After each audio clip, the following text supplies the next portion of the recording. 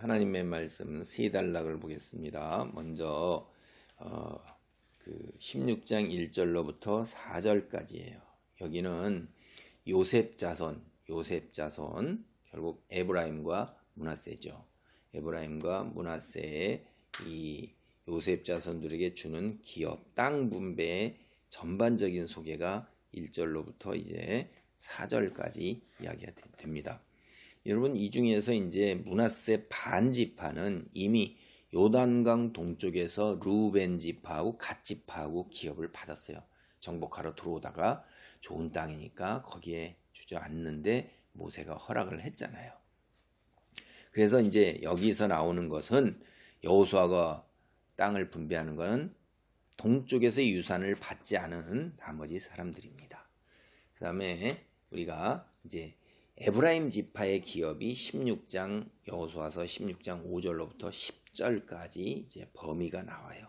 에브라 지파가 어떻게 구체적으로 땅을 차지했는가 하는 땅의 범위를 5절부터 이제 에브라임 자손이 그들의 가족대로 받은 지역은 이러하니라. 그들의 기업의 경계는 동쪽으로 아다롯 앗달에서 윗 벳호론에 이르고 해갖고 이제 쭉쭉쭉 나가가지고선 우리가 10절에 보면 그들이 게셀에 거주하는 가나안 족속을 쫓아내지 아니하였으므로 가나안 족속이 오늘까지 에브라임 가운데 거주하며 노역하는 종이 되니라. 그래서 에브라임 자손이 받은 지역이 이러하다는 것을 구체적으로 이제 5절에 걸쳐서 다 이야기를 합니다. 근데 이게 여러분 이게 요셉의 이야기가 창세기에 우리 나오는데 48장에 주로 이제 여기서 에브라임과 므낫세에게 요셉이 에브라임과 므낫세를 데리고 아버지 야곱에게 이제 아버지 야곱이 돌아가신 날이 가까워서 그렇게 되니까 데려가서 축복을 받습니다. 그것이 여기에 보면 48장 창세기 48장 1절에 이렇게 돼 있어요. 이 일 후에 어떤 사람이 요셉에게 말하기를 내 아버지가 병들었다 하므로 그가 곧 두 아들 므낫세와 에브라임과 함께 이르니, 그러니까 장자는 므낫세예요. 그런데 이제 이렇게 축복을 할 때 13절 보면 오른손으로는 에브라임을 이스라엘의 왼손을 향하게 하고 왼손으로는 므낫세를 이스라엘의 오른손을 향하게 하여 이끌매 그에게로 가까이 나아가매. 이제 요셉이 그렇게 이끈 거예요. 그런데 어떻게 해요? 이스라엘이 오른손을 펴서, 이스라엘이 누구예요? 요셉의 하나님께 받은 이름이잖아요. 차남 에브라임의 머리에 얹고 오른손을 차남 에브라임의 머리에 얹었다. 왼손을 펴서 므낫세의 머리에 얹으니 므낫세는 장자라도 팔을 엇받고 얹었더라. 그러니까 이게 오른손을 더 크게 봤어요. 그러니까 오른손으로 차남 에브라임에게 손을 얹고 그다음에 왼손으로 장남 므낫세에게 얹어서 이게 좋아하지 않았어요. 요셉이 18절에 보면 그의 아버지에게 이르되 아버지여 그리 마옵소서 이는 장자이니 오른손을 그의 머리에 얹으소서 했으나 그의 아버지가 허락하지 아니하여 이르되 나도 안다 내 아들아 나도 안다.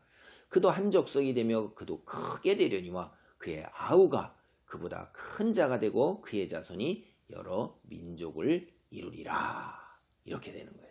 그러니까 하나님께서 그렇게 축복을 하시는데 에브라임을 선택해서 더 크게 하셔요. 이게 하나님의 전적 주권이에요. 육신의 아버지인 요셉은 크게 마음에 안 들어서 아버지 요셉 보고선 아버지 왜 그리하옵니까? 바꾸세요. 그런데 나도 한다. 그러나 아우가 더 큰 축복을 받느니라. 이렇게 했어요. 참, 어떻게 이렇게 축복을 하세요? 축복 기도가 15절에 그가 요셉을 위하여 축복하여 이르되 내 조부 아브라함과 아버지 이삭이 섬기던 하나님. 아브라함과 이삭이 섬기던 하나님. 그러니까 아브라함의 하나님부터 이게 시작이 돼서 나와서 이 이스라엘 민족이 자손이 우리는 아브라함의 자손이다. 이렇게 하는 거에 긍지를 갖고 오늘날도 마찬가지예요.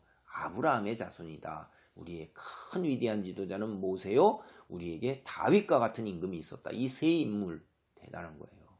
이스라엘의 정체성을 나타내는 거예요. 여러분, 근데 불행하게도 끝절에 보면 에브라임 지파가 앞서서 우리가 살펴봤던 유다 지파처럼 이방인들을 완전하게 쫓아내지 못했어요. 그게 게셀이라고 나오죠. 여호수아는 게셀의 왕과 군대와 싸워 진멸시킨 적이 있어요. 이게 여호수아가 가나안 정복을 나갔을 때 게셀의 왕이 군대를 이끌고 왔어요. 근데 성읍을 정복하진 못했다. 성읍에 관한 이야기는 안 나와요. 그래서 이 딴 데는 다 성읍을 정복했다고 우리가 10장에 보면 나옵니다. 여기 여호수아서. 그래서 성읍은 정복하지 못했거나 정복했지만 다시 그 지역을 가나안 사람이 차지했을 수 있어요. 어찌되었든 완전하게 이 결과에 보면 이방인을 쫓아내지 못했다. 그래서 북쪽에서 남쪽에서 가장 유력한 지파는 유다 지파였어요. 그들도 완전하게 쫓아내지 못했다고 뒤에 나와요. 그런데 오늘도 여기 에브라임 지파의 기업을 얘기하는 끝에 가서 다 쫓아내지 못한 것을 얘기해요. 북쪽에 가장 유력한 지파예요. 그러면 가장 유력한 이 두 지파가 이스라엘의 땅의 3분의 1을 차지한 겁니다. 엄청난 세력이잖아요. 유다가 3분의 1, 에브라임이 3분의 1인데 그런데 이들이 하나님 말씀 100% 지키지 못한 것이 미래가 별로 그렇게 밝지 않다는 걸 알 수가 있어요. 이제 므낫세 지파가 반지파가 차지한 게 17장 1절로부터 13절입니다. 17장 1절입니다. 므낫세 지파를 위해 제비 뽑은 것은 이러하니라.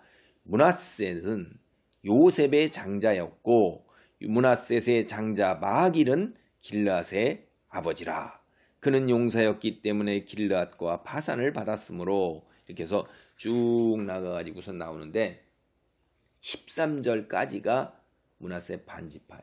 기업이 차지한 땅에 대한 설명인데 13절 읽겠습니다. 이스라엘 자손이 강성한 후에야 가나안 족속에게 노역을 시켰고 다 쫓아내지 아니하였더라. 13절 마무리가 지금 계속해서 이렇게 나오고 있어요. 참 이게 안타까운 거예요. 우리가 이 강력한 지파, 유다 지파, 에브라임 지파, 그 다음에 므낫세 지파가 이스라엘의 세 지파가 다 굉장히 강력한 지파들이에요. 세 지파가 유산으로 받은 땅에서 가나안 사람을 모두 몰아내지 못했다 하는 것은 이제 시작부터가 이스라엘 미래에 어두운 구름이 깔리기 시작한다는 거예요. 여기에서 우리는 생각을 해봐야 될 게 앞서 생각했던 거하고 똑같은 거예요. 두 가지예요.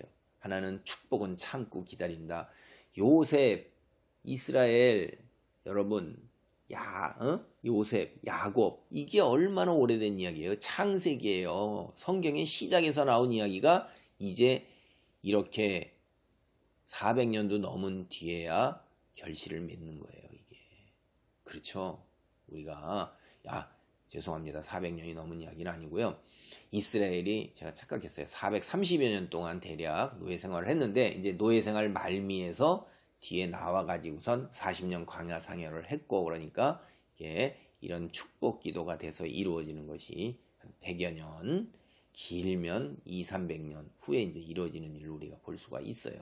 그러니까 100여 년이라는 최소한도의 세월을 기다려야 된다는 거죠. 그래서 하나님의 섭리와 뜻에 따른다. 그러니까 우리는 인내하고 참고 기다리는 가운데 기도에 힘쓰자 하는 거하고, 두 번째는 하나님은 우리에게 온전한 것을 요구하신다는 걸 다시 한번 생각해야 돼요.